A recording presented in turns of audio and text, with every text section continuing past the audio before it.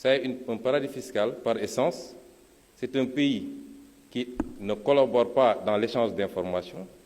C'est un pays qui n'a pas un cadre réglementaire et législatif qui lutte contre l'évasion fiscale internationale et la fraude fiscale. Et enfin, c'est un pays qui favorise l'implantation de sociétés offshore.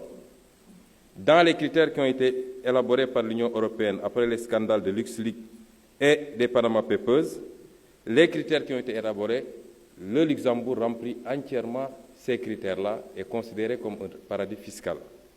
Alors, comment est-ce que le Sénégal peut entreprendre d'avoir une convention de non-double imposition avec un paradis fiscal?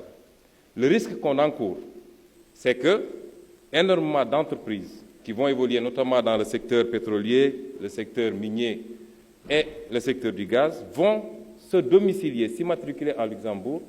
Vous n'y trouverez aucune activité, mais c'est simplement pour échapper à l'impôt par le biais de ce qu'on appelle notamment les transferts indirects de bénéfices et par le biais de l'évasion fiscale. Quand on a signé une convention fiscale avec l'île Maurice, presque toutes les sociétés qui évoluent aujourd'hui dans l'exploitation minière, dans le Kédougou et autres, sont immatriculées en île Maurice.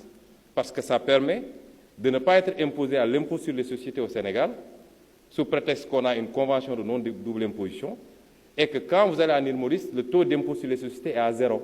Et ces sociétés ne payent l'impôt ni ici, ni là-bas. Donc, on ne signe pas une convention fiscale avec un paradis fiscal. Et dans le contexte actuel où nous sommes, regardez toutes les sociétés auxquelles on a donné le pétrole du Sénégal. Ils sont immatriculés aux îles Caïmans, aux îles britanniques, aux îles Vierges britanniques, qui sont toutes des paradis fiscaux. Donc cette convention fiscale est un danger pour le Sénégal.